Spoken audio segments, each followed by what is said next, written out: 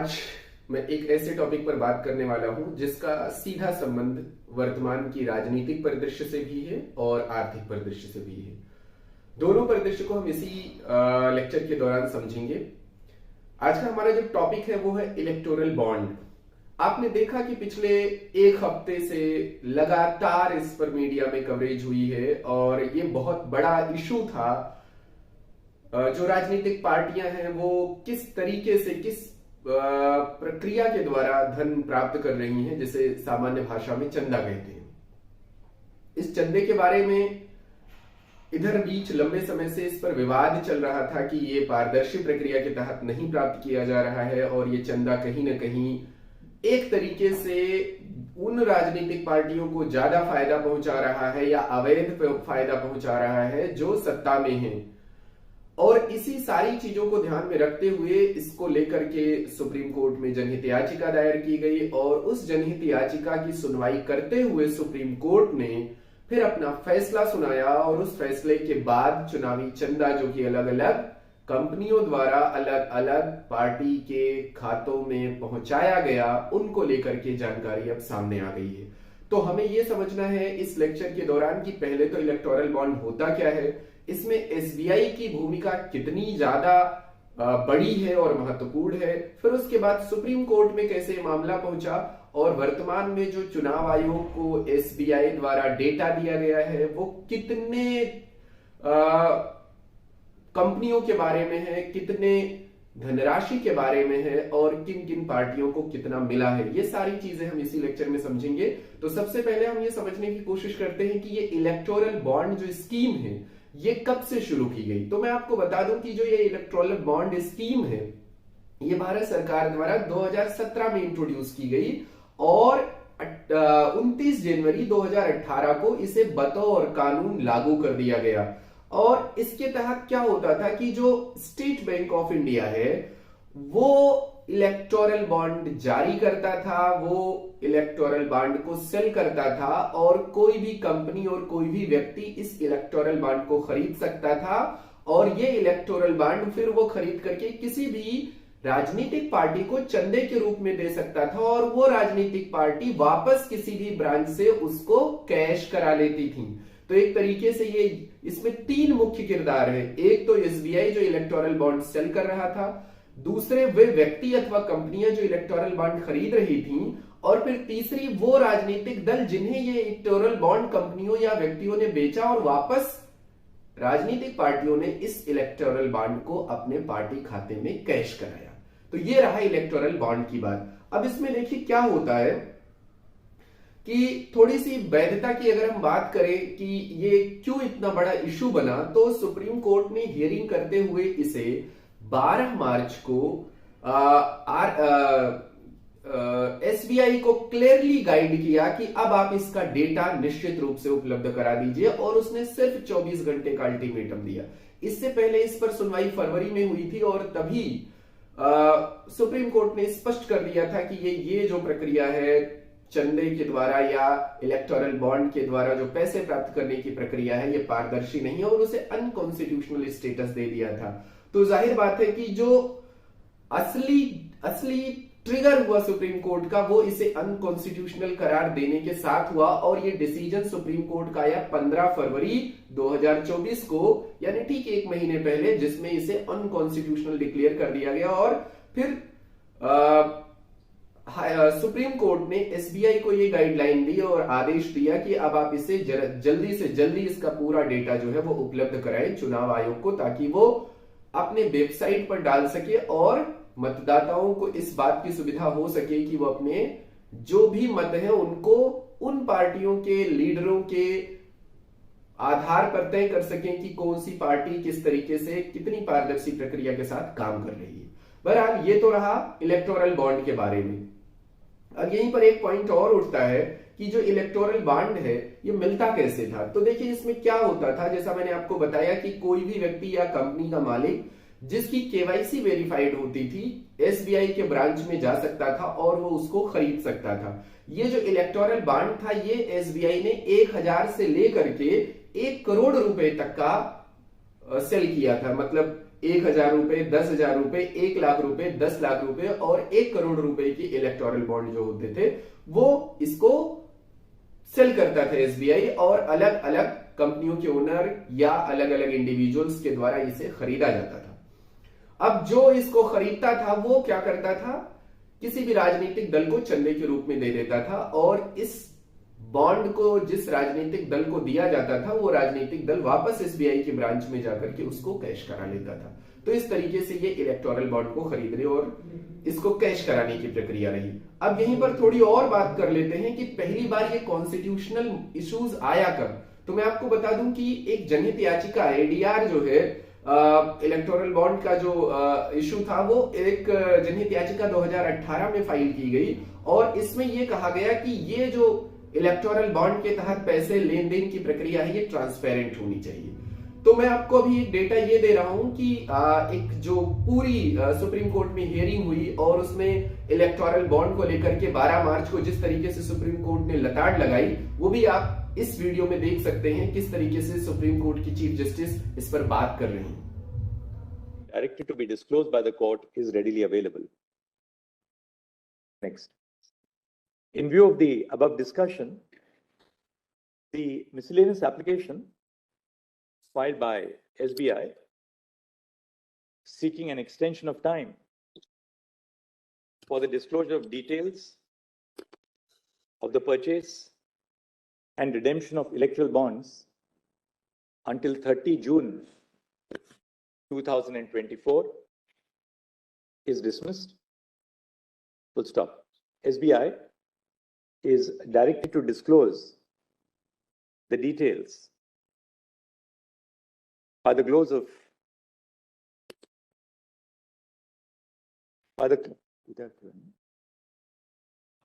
the business hours 12 March 2024. Full stop. As regards the ECI,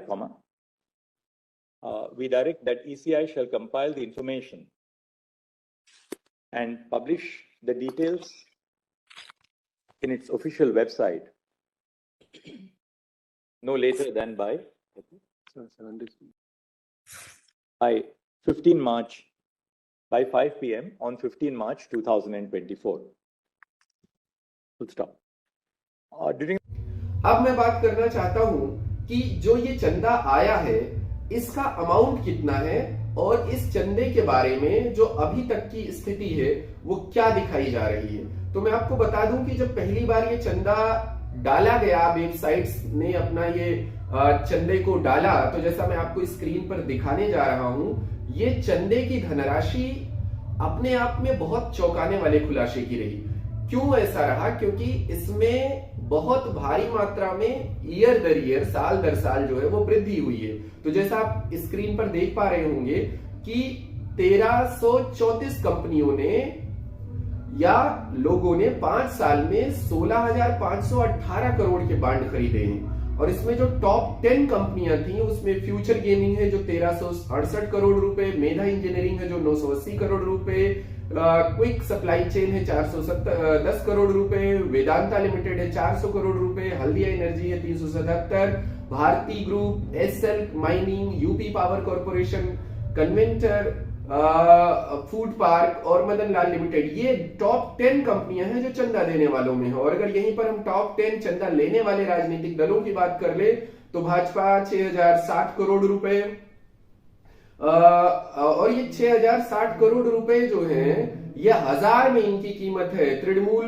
1,609 crore रुपए, कांग्रेस 1,421 करोड़ रुपए, BRS 1,214 crore रुपए, ये सारे जो है आंकड़े करोड़ रुपए में जो आ रहे हैं। ये आप देख सकते हैं कि 660 का मतलब 6,060 करोड़ रुपए की बात हो रही है। 1609 तृणमूल का जो 1,609 है यानी 1,609 करोड़ रुपए की बात हो रही है। तो इस तरीके से ये चंदा देने वालों की बात रही है। अब यहीं पे आप देखिए कि भाजपा को 1-1 करोड़ कीमत वाले 5,854 बॉन्ड मिले, यानी सबसे ज्यादा जो है फंडिंग जो हुई है वो बीजेपी को हुई है। और इसमें आप देख सकते हैं जैसा मैंने डेटा दिया है कि भाजपा को 5,854 करोड़ रुपए 1 करोड़ वाले बॉन्ड से मिले हैं धनराशि, और 10 लाख वाले बॉन्ड से 1994 करोड़ रुपए मिले हैं और 1 लाख वाले बॉन्ड से 706 करोड़ रुपए मिले हैं। वहीं अगर बात करें दूसरी पार्टी जो कि चंदे में टॉप पे है, वो तृणमूल है। 1467 करोड़ रुपए के बॉन्ड उसे 1 करोड़ के द्वारा मिले हैं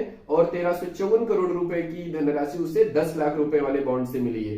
कांग्रेस की बात करें वो तीसरे स्थान पर है और उसे 1318 करोड़ जो धनराशि है वो 1 करोड़ के बॉन्ड से मिली है और 958 करोड़ की धनराशि 10 लाख वाले बॉन्ड से मिली है। अगर पूरा डिटेल डेटा देखा जाए तो भाजपा को 8,633 करोड़ रुपए प्राप्त हुए हैं, तृणमूल को 3,305 करोड़ रुपए प्राप्त हुए हैं और कांग्रेस को 3,146 करोड़ रुपए प्राप्त हुए हैं। अब ये डेटा तो मिल गया, लेकिन इसमें जो सबसे बड़ी दुश्वारी आ रही है सुप्रीम कोर्ट के सामने वो ये आ रही है कि इस डेटा में सारी जानकारी नहीं मिल पाई है। इसमें सिर्फ 2 प्रकार की जानकारी उपलब्ध हो पाई है।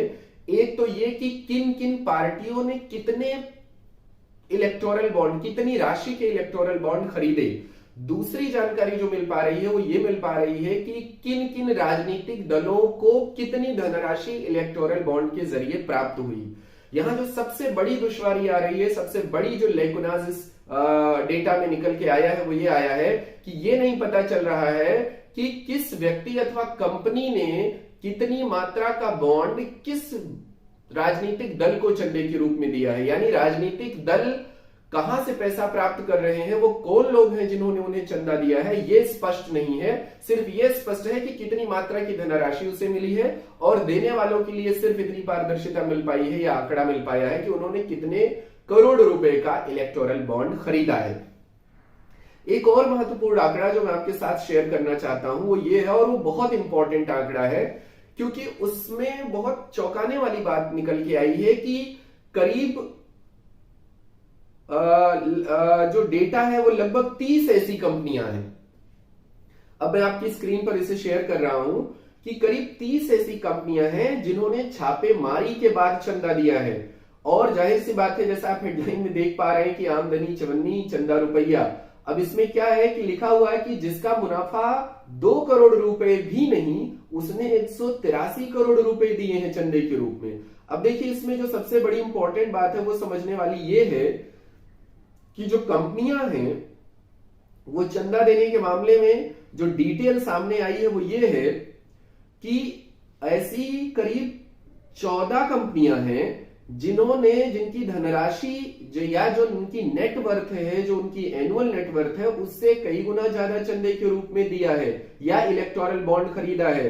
तो निश्चित रूप से ये जो इलेक्टोरल बॉन्ड को खरीदने की प्रक्रिया है, ये देखिए जो कंपनियों के मैंने आपसे शेयर किया, ये स्क्रीन पर आपको दिखाई दे रहा होगा कि ये जो कंपनियों ने जो बॉन्ड खरीदे हैं और प्लस उन पे जब कार्रवाई हुई है वो बहुत बड़ी जो है सरकार को लेकर के एक सरकार के मैकेनिज्म को लेकर सवाल उठा रहा है। जैसे आप देखिए फ्यूचर गेमिंग, इस पर कार्रवाई होती है 2 अप्रैल 2022 को और 7 अप्रैल को जो है वो डेटा सामने आ जाता है, चंदा वो खरीद लेते हैं या बॉन्ड खरीद लेते हैं। अरबिंदो फार्मा पर 10 नवंबर को कार्रवाई होती है और वो 15 नवंबर को चंदा खरीद लेते हैं या बॉन्ड खरीद लेते हैं।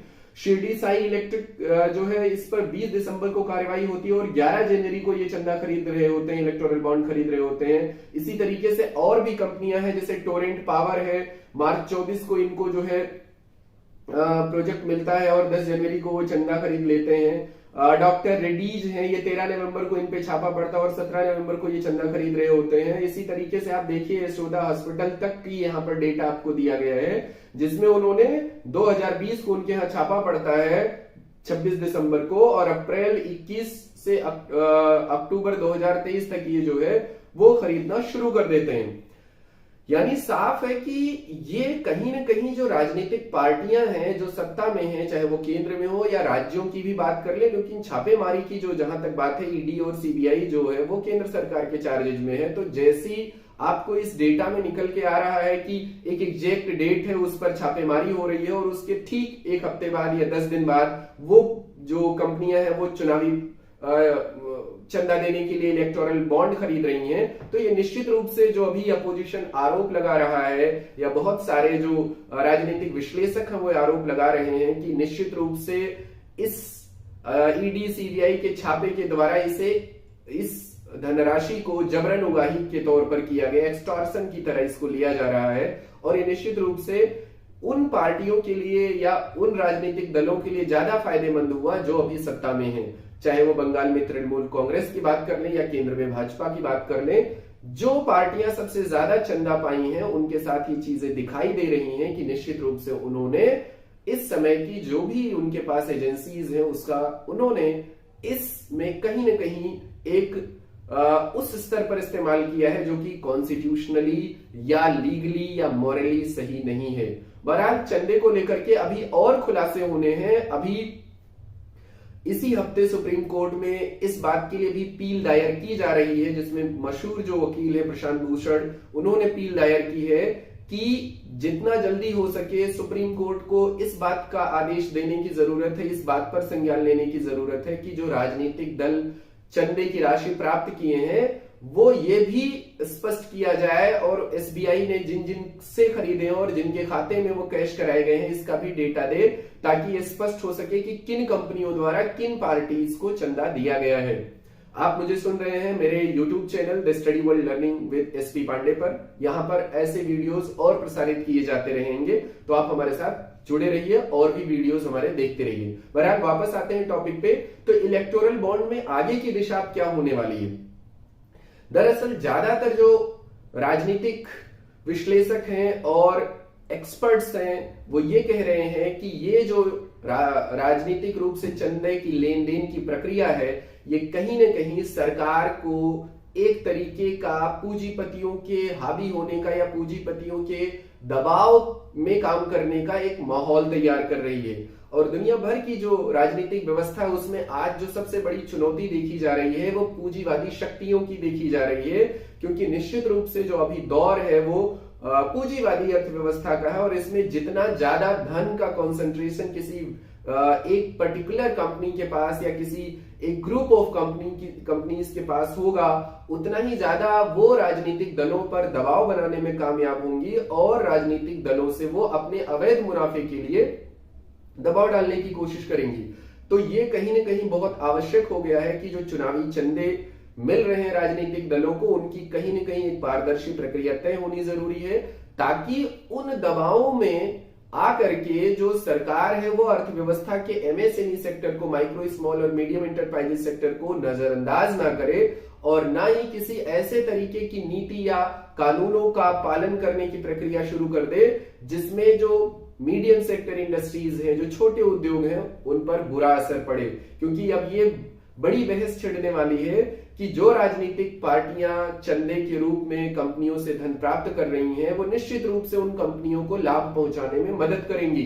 तो इसका यही इलाज है कि चंदे की राशि जो है वो एक तो पारदर्शी की जाए और अगर हो सके तो इस पर एक कानून बना करके इस पर एक लिमिट लगाने की भी जरूरत आगे पड़ेगी।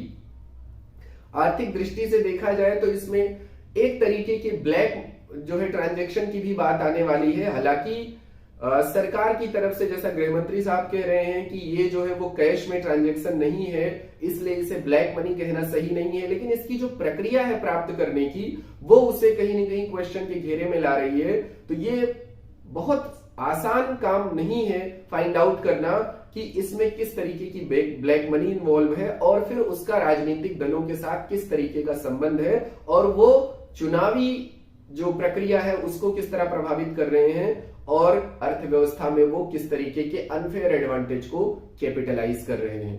बहरहाल इलेक्टोरल बॉन्ड पर और जानकारी हम देंगे जैसे ही कुछ और डेटा हमारे सामने आता है। फॉर एग्जांपल कि अभी जो चीज चल रही है वो ये है कि अभी 4000 कंपनियों के 4000 करोड़ के चंदे की अभी डेटा जो है वो उपलब्ध नहीं हो पाई है और वो 17 तारीख यानी कल तक की डेडलाइन सामने आ रही है कि उस पर जो है ये सुप्रीम कोर्ट जो है गाइडलाइन जो दिया है कि 17 तारीख तक बाकी भी जो डेटा है वो रिलीज किए जाए। और अगर जैसा मैंने बताया कि प्रशांत भूषण की जो पील है उस पर सुप्रीम कोर्ट ने संज्ञान लेते हुए इस पक्ष में आदेश किया कि ये भी स्पष्ट करे एसबीआई कि किन लोगों द्वारा पैसा इलेक्टोरल बॉन्ड खरीदा गया और उस पर्टिकुलर इलेक्टोरल बॉन्ड को किन कंपनियों ने भुनाया है, कैश कराया है। तो ये और ज्यादा पारदर्शी हो जाएगा कि किन कंपनियों ने किन राजनीतिक दलों को चंदे के रूप में कितनी राशि दी है।